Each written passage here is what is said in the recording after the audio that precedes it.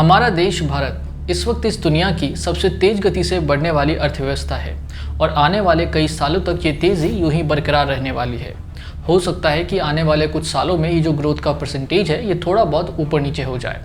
हो सकता है कि इकॉनमी ग्रोथ के मामले में हम आने वाले कुछ सालों में पहले पोजीशन से गिर के दूसरे या तीसरे पे आ जाए, लेकिन फिर भी इकॉनमी ग्रोथ के मामले में आने वाले कई सालों तक आपको एक अच्छी खासी तेज़ी देखने को ज़रूर मिलेगी। अब जब हमारा देश हर साल इतनी तेज़ी से आगे बढ़ेगा तो जाहिर सी बात है कि देश में डेवलपमेंट का जो काम है वो भी काफ़ी ज़्यादा होगा। अब जो डेवलपमेंट है वो बिना इलेक्ट्रिसिटी यानी कि बिना बिजली के तो हो नहीं सकती। तो इसका मतलब हम ये कह सकते हैं कि आने वाले कई सालों तक जो बिजली है उसकी डिमांड भी काफ़ी तेज़ी से बढ़ने वाली है, वो भी काफ़ी तेज़ी से बढ़ती रहेगी।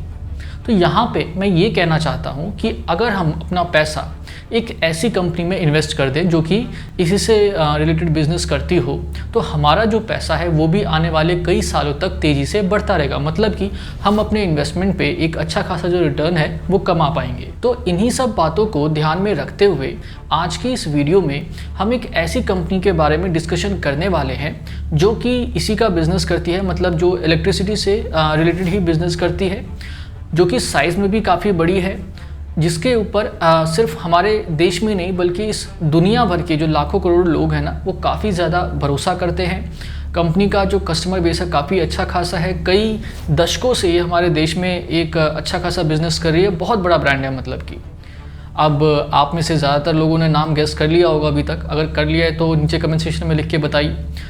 बाकी मैं अभी आपको बता देता हूँ, ज़्यादा वेट क्या करवाना। तो कंपनी का नाम है टाटा पावर। आज की इस वीडियो में हम इसी कंपनी के बारे में डिस्कशन करने वाले हैं। आज की इस वीडियो में आप सभी को इस कंपनी का प्रेजेंट सिचुएशन क्या है, आने वाला फ्यूचर इसका क्या हो सकता है, किस शेयर प्राइस पे आपको इसमें इन्वेस्ट करना चाहिए, अभी तक इसने कितना रिटर्न कमा के दिया है और आने वाले वक्त में ये कितना रिटर्न कमा के दे सकती है, इस तरह की कई सारी जो महत्वपूर्ण जानकारियाँ हैं वो सभी आपको आज की इस वीडियो में जानने को मिल जाएंगी।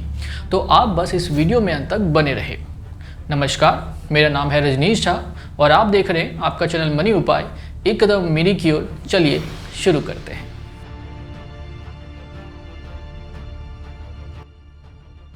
तो सबसे पहले इस कंपनी का प्रेजेंट सिचुएशन क्या है, इसका वर्तमान क्या है, ज़रा उसके बारे में थोड़ा सा डिस्कशन कर लेते हैं। तो देखिए, इस वक्त ये जो टाटा पावर कंपनी है ना, ये कई तरह के बिजनेसेस में इन्वॉल्व है। जैसे कि जो सबसे पहला बिजनेस है इसका वो है पावर जनरेशन का, मतलब कि ये कंपनी जो बिजली है ना वो खुद से ही बनाती है। दूसरा जो इनका बिजनेस है इसके बाद वो है ट्रांसमिशन का, मतलब कि वो जो तारों के ज़रिए बिजली को एक जगह से दूसरी जगह ले जाया जाता है ना, तो जो ट्रांसमिशन का बिज़नेस है वो बिज़नेस भी ये कंपनी खुद से करती है। फिर इसके बाद जो इनका तीसरा बिजनेस है वो है डिस्ट्रीब्यूशन का, मतलब कि जो बिजली हम अपने घरों में या अपने ऑफिस वगैरह में यूज़ करते हैं ना, तो एंड कंज्यूमर तक पहुंचाने का जो काम होता है वो काम भी ये कंपनी करती है।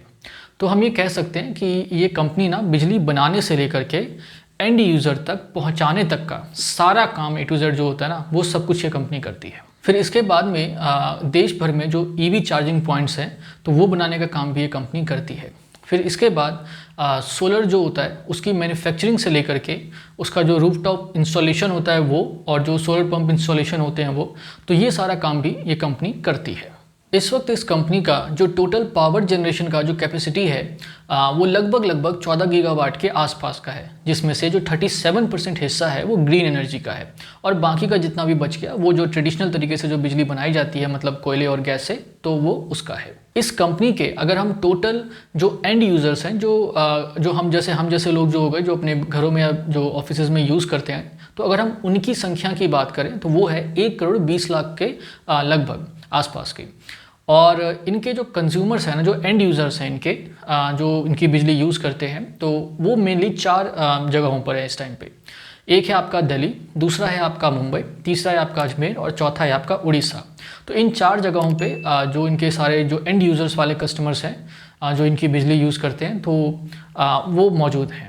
इसके बाद अगर हम बात करें इनके ट्रांसमिशन वाले बिजनेस की, तो तकरीबन 3,500 किलोमीटर के लगभग की जो लाइनें हैं ट्रांसमिशन की वो ये अभी तक बिछा चुके हैं। तो ये भी काफ़ी एक अच्छा सा फिगर है। फिर इसके बाद अगर हम बात करें इनके ईवी चार्जिंग स्टेशंस के बारे में, तो इस वक्त देश के लगभग 475 सिटीज़ के आसपास में आपको इनके जो ईवी चार्जिंग पॉइंट्स हैं वो देखने को मिल जाएंगे। फिर इसके बाद जो इनका सोलर मैन्युफैक्चरिंग और रूफटॉप इंस्टॉलेशन या जो सोलर पंप इंस्टॉलेशन का जो काम है, इसमें ये इसमें भी काफ़ी अच्छा बिजनेस है इनका, और इसमें ये आपको मार्केट लीडर के रूप में भी दिख जाते हैं। फिर इसके बाद अगर हम बात करें इनके फुटप्रिंट्स के बारे में कि मतलब इस कंपनी का जो काम है वो कहाँ तक फैला हुआ है, मतलब कहाँ कहाँ पे इनकी प्रेजेंस है, तो देश से लेके विदेश तक में, इनकी नेशनल से लेके इंटरनेशनल लेवल तक इनके जो फुटप्रिंट्स हैं वो आपको देखने को मिल जाते हैं। हमारे देश में तकरीबन मैंने पूरा तो एग्जैक्टली काउंट नहीं किया है, बट एक रफली आइडिया मैं अगर आपको दूं तो 19 से 20 राज्यों में किसी न किसी रूप में इनका जो प्रेजेंस है हमारे देश में वो मौजूद है। और वहीं इंटरनेशनल लेवल पे जब हम बात करते हैं तो जॉर्जिया, इंडोनेशिया, भूटान और एक दो अफ्रीकन कंट्रीज़ में भी आपको इनकी प्रेजेंस है वो देखने को मिल जाएगी। फिर इसके बाद अगर हम बात करें इस कंपनी के रेवेन्यू के बारे में, तो अगर हम एनुअली बेसिस पे इनका रेवेन्यू देखें तो 2022 में 31 मार्च 2022 तक इनका जो रेवेन्यू था वो था कुछ 42,800 करोड़ रुपए के लगभग का, जो कि अगर हम कंपेयर करें 4-5 साल पहले की रेवेन्यू से, यानी कि 2018 की रेवेन्यू से, तो काफ़ी ज़्यादा है। 2018 में इनका जो रेवेन्यू था वो था कुछ 26,000 करोड़ के लगभग का। तो मतलब कि कंपनी में एक जो ग्रोथ का जो मोमेंटम है वो इस टाइम पे बरकरार है। फिर इसके बाद अगर हम बात करें कंपनी के प्रॉफिट्स की, तो कंपनी प्रॉफिटेबल है, लॉस मेकिंग नहीं है। पिछले 5 साल में अगर हम देखें तो कंपनी कभी भी लॉस में नहीं गई है। 2018 में कंपनी का प्रॉफिट कुछ 2400 करोड़ के लगभग का था, तो फिर 2019 में थोड़ा सा कम हुआ, फिर 2020-21 में और भी कम हुआ। तो इसका रीज़न भी है क्योंकि पेंडेमिक आ गया था, लेकिन फिर से 2022 से कंपनी का जो प्रॉफिट है हम देख सकते हैं कि वो इंक्रीज़ होना शुरू हो चुका है। फिर इसके बाद अगर हम बात करें कंपनी के नेटवर्थ के बारे में, तो पिछले 5 साल में आपको देखने को मिलेगा कि कंपनी का जो नेटवर्थ है वो हर साल जो है वो थोड़ा थोड़ा करके इंक्रीज़ होता जा रहा है। 2018 में जहां कंपनी का नेटवर्थ 16,000 करोड़ रुपए के लगभग का था, वो 2022 में बढ़ के 22,000 करोड़ रुपए के लगभग का हो चुका है। और वहीं अगर हम देखें कंपनी के मार्केट कैपिटलाइजेशन वैल्यू को, तो वो इस टाइम पे 65,000 करोड़ रुपए के लगभग तक पहुंच चुकी है। फिर इसके बाद अगर हम बात करें कंपनी के शेयर होल्डिंग पैटर्न के बारे में, तो अभी भी ज़्यादातर जो हिस्सा है कंपनी का वो उनके प्रमोटर्स के पास ही है, जो कि काफ़ी अच्छा माना जाता है। फिर इसके बाद में जो फॉरेन इन्वेस्टर्स हैं, तो उनका भी जो विश्वास है वो इस कंपनी में पहले के कंपैरिजन में इंक्रीज़ हुआ है, और जो कि इनके टोटल अगर हम होल्डिंग का परसेंट देखें फॉरेन इन्वेस्टर्स का, तो वो उसमें दिखता है। फिर इसके अलावा म्यूचुअल फंड स्कीम्स के जो इनका होल्डिंग है उसमें थोड़ी सी गिरावट ज़रूर देखने को मिली है, लेकिन म्यूचुअल फंड का थोड़ा बहुत ऊपर नीचे जो है वो चलता रहता है, कोई उतनी बड़ी गिरावट नहीं है जो जिसके लिए हमें चिंता करने की ज़रूरत पड़े। फिर इसके बाद अगर हम बात करें कंपनी के कर्जे के बारे में, डेट के बारे में, तो उसमें भी थोड़ा बहुत जो सुधार है वो देखने को मिला है, और वो इस वक्त आप अपने स्क्रीन पे भी देख रहे होंगे। तो इस कंपनी का प्रेजेंट सिचुएशन कैसा है, मुझे लगता है कि अब आपको थोड़ा बहुत आइडिया तो मतलब इतनी सारी बातें जानने के बाद ज़रूर लग गया होगा कि कैसा है। मेरे हिसाब से तो कोई ऐसी चीज़ नहीं है अभी इसके प्रेजेंट सिचुएशन में जो जिसको लेकर के चिंता जताई जा सके। मतलब मेरे हिसाब से सब कुछ ठीक ठाक है। अब प्रेजेंट के बाद बात करते हैं इसके फ्यूचर के बारे में कि कंपनी का फ्यूचर कैसा हो सकता है, क्योंकि उसी के बेसिस पे तो हम इसमें इन्वेस्ट करेंगे। तो देखिए, वैसे तो किसी भी चीज़ का जो फ्यूचर है ना वो एग्जैक्टली प्रेडिक्ट नहीं किया जा सकता। हम नहीं बता सकते कि आने वाले टाइम में इस चीज़ का क्या होने वाला है। खासतौर से अगर हम बात करें बिजनेस वर्ल्ड की, तो उसमें तो 1 महीने बाद भी क्या होगा ये भी नहीं कह सकते हम। तो एग्जैक्टली बता पाना तो मुश्किल है कि भाई ये फ्यूचर में कंपनी अच्छा परफॉर्म करेगी या बेकार रहेगा, क्या रहेगा वो रहेगा। लेकिन हाँ, कुछ कैलकुलेशंस होती हैं, कुछ खबरें होती हैं जिनके बेसिस पर हम ये डिसाइड करते हैं कि हाँ फ्यूचर जो है इस कंपनी का वो अच्छा है या फिर इस कंपनी का बेकार है। तो उसी हिसाब से अभी हम भी डिस्कशन करेंगे इसके फ्यूचर के बारे में। तो देखिए, मैं इनके जो CEO हैं, MD जो हैं, उनका एक इंटरव्यू देख रहा था। तो उस इंटरव्यू में उन्होंने बताया कि आने वाले 5 सालों में जो कंपनी है उनका जो रेवेन्यू है वो 3 गुना बढ़ जाएगा, और जो प्रॉफिट है वो 4 गुना बढ़ जाएगा। इसके अलावा भी बहुत सारी बातें करी उन्होंने उस इंटरव्यू में। मैं लिंक आपको मतलब नीचे डिस्क्रिप्शन में शेयर कर दूंगा, तो आप उस वीडियो को देख लेना, थोड़े उसमें क्लैरिटी आ जाएगी आपको। और मैं रिकमेंड करूंगा कि आप ज़रूर देखें उस वीडियो को, जिससे कि आपको थोड़ा पता चल जाएगा जैसे। और हिंदी में है तो जिन लोगों को मतलब इंग्लिश वाले इंटरव्यूज़ थोड़े पसंद नहीं आते तो वो भी देख सकते हैं, उनको भी समझ में आ जाएगा सब कुछ। तो कहने का यहाँ पे ये है कि कई सारी चीज़ें उन्होंने बताई उस इंटरव्यू के अंदर में, लेकिन ये 2 मेन बातें थी जिसके ऊपर सबका ध्यान गया कि एक तो रेवेन्यू 3 गुना बढ़ जाएगा और प्रॉफिट जो है वो 4 गुना बढ़ जाएगा।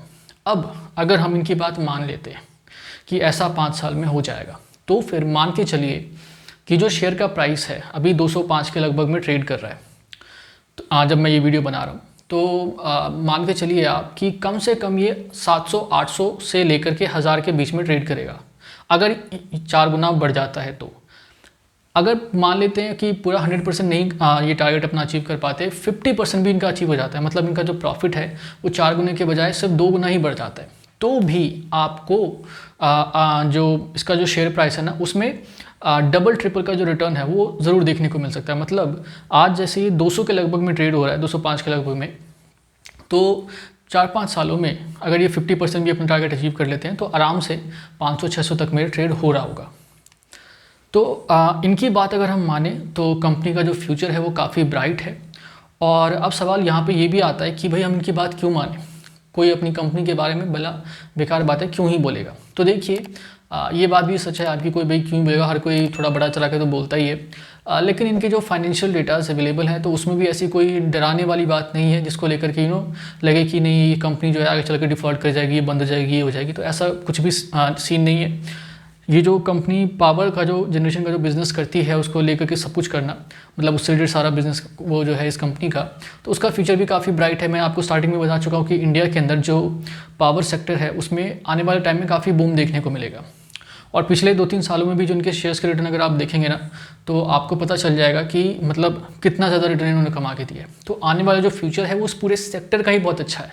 तो कोई सी भी कंपनी अगर तरीके से चलेगी ना तो वो काफ़ी ज़्यादा आगे बढ़ जाएगी। गवर्नमेंट की जो लॉज थे, जो रूल्स एंड रेगुलेशंस थे पावर सेक्टर को लेकर, उसमें भी काफ़ी सारे बदलाव किए गए जो कि इस बात की ओर संकेत देते हैं कि भैया ये सेक्टर जो है आगे चल के बहुत ही अच्छा परफॉर्म करेगा। तो कुल मिला के देखा जाए तो कंपनी का जो फ्यूचर है ना वो भी ठीक ठाक है, काफ़ी ज़्यादा ब्राइट है, और जो इसके प्रेजेंट के हालात है अभी वो भी ठीक है। तो कंपनी का प्रेजेंट और फ्यूचर दोनों अच्छे हैं। मेरे हिसाब से आप चाहें तो इसमें इन्वेस्ट कर सकते हैं, लेकिन हाँ हमेशा ध्यान रखें इस बात का कि शेयर मार्केट में रिस्क होता है, तो उतना ही इन्वेस्ट करें जितने का रिस्क आप आराम से ले सकें। ठीक है, चलिए आगे बढ़ते हैं। अब बात करेंगे कि इस कंपनी ने अभी तक अपने इन्वेस्टर्स को कितना रिटर्न दिया है। तो देखिए अगर हम इसके पिछले 5 साल का वो देखें तो उसमें 5 साल पहले जो इनके शेयर का प्राइस था वो तकरीबन 86 रुपीज़ के आसपास का था, जो कि आज की डेट में बढ़ के 205 रुपये के लगभग हो चुका है। तो हम देख सकते हैं कि 3 गुने के लगभग का जो रिटर्न है वो कंपनी अपने इन्वेस्टर्स को कमा के दे चुकी है पिछले 5 सालों में। हालांकि अगर 2020 से कंपेयर करें तो उसमें तो ये 30 रुपये तक गिर गया था इसका प्राइस, लेकिन उससे कंपेयर करना ठीक नहीं होगा बिकॉज 2020-21 जो है एक एक्स्ट्रा ऑर्डिनरी सिचुएशन थी, तो उससे हम कंपेयर नहीं कर सकते इसके रिटर्न को कि भैया उसमें 30 गिर गया था तो देखो उसने 8 गुने का रिटर्न दे दिया, तो उससे कंपेयर करना ठीक नहीं होगा। वो एक सिचुएशन है और वो भगवान ना करे कभी दोबारा वापस लौट के आए। तो कितना रिटर्न कमा के दिया है इसने अभी तक और आगे कितना कमा के दे सकती है, सारी बातें तब लगभग जो है वो क्लियर हो चुकी हैं। अब एक आखिरी बात है कि हमें किस शेयर प्राइस पे इसमें इन्वेस्ट करना चाहिए, हमारी इन्वेस्टमेंट स्ट्रेटजी क्या होनी चाहिए। तो देखिए अभी थोड़ा गिरने का इसका वेट करिए, मेरे हिसाब से गिरेगा जब ये 200 पे गिर जाए तो उस टाइम से आप इसको खरीदना शुरू कर दीजिए, और 200 से नीचे मतलब जितना ज़्यादा गिरता है धीरे धीरे करके आप इसमें जो इन्वेस्टमेंट है उस हिसाब से करते चले जाइए। एक बात का यहाँ पे और ध्यान रखना है कि जैसे आपको मान लो 100 रुपये इसमें इन्वेस्ट करने हैं, ठीक है, मान लीजिए 100 रुपये इसमें इन्वेस्ट करने हैं, तो अभी ना सिर्फ इस साल का टारगेट रखिए कि आपको सिर्फ इसमें 40 से 50 रुपये ही इन्वेस्ट करने हैं।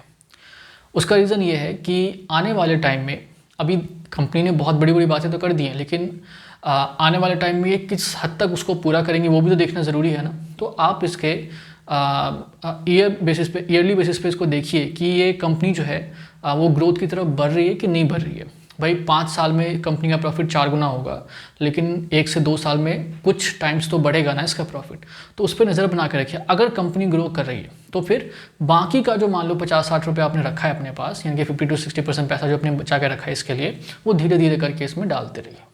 तो इस तरीके से अगर आप इन्वेस्ट करेंगे तो इसका जो इफेक्ट हो, मतलब इसका ये रिजल्ट ये आएगा कि रिटर्न्स में थोड़ा बहुत कॉम्प्रोमाइज़ हो जाएगा। ठीक है, रिटर्न्स में थोड़ा बहुत कॉम्प्रोमाइज़ हो जाएगा, लेकिन जो रिस्क का लेवल है वो भी काफ़ी कम हो जाएगा, फिर उतना खतरा नहीं रहेगा। और अगर आप रिस्क ले सकते हैं अच्छे से तो फिर मैंने जो बताया आपको अभी कि 200 तक का वेट करिए और 200 के नीचे जितना गिरे तो उतना आप इसमें इन्वेस्ट करिए, तो फिर आप उस हिसाब से भी सारे पैसे इन्वेस्ट कर सकते हैं। तो बस अब इस वीडियो में इतना ही। मैं उम्मीद करता हूँ कि आपको ये वीडियो पसंद आई होगी। अगर पसंद आई है तो प्लीज़ इस वीडियो को लाइक ज़रूर करें, शेयर ज़रूर करें। कुछ कहना चाहते हैं, कुछ पूछना चाहते हैं तो कमेंट सेक्शन में दिल खोल के पूछिए, दिल खोल के बताइए। और अगर चैनल को सब्सक्राइब नहीं किया है तो उसे भी सब्सक्राइब करके ज़रूर रख लें, ताकि आने वाले वक्त में जब भी इस चैनल पे इस तरह की वीडियोस अपलोड हों तो उसका नोटिफिकेशन आप तक टाइम से पहुंच जाए। और हाँ, वो नोटिफिकेशन वाला बेल भी ज़रूर दबा देना। तो बस आप सभी ने इस वीडियो को यहाँ तक देखा, इसके लिए आप सभी का बहुत बहुत धन्यवाद। नमस्ते।